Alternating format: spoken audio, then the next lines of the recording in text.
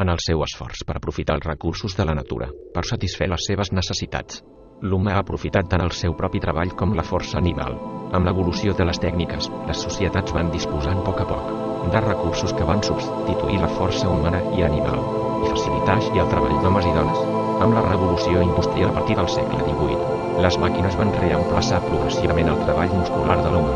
Posteriorment, l'automatització de les primeres dècades del segle XX, pròpia de la producció massiva i en sèrie, resulta insuficient davant les demandes d'augment de la productivitat, millora de la qualitat dels productes. El desenvolupament de la informàtica després de la Guerra Mundial, amb l'ocupació d'ordinadors cada vegada més versàtils, va obrir el canvi cap a una automatització més flexible i una major eficiència de la productivitat.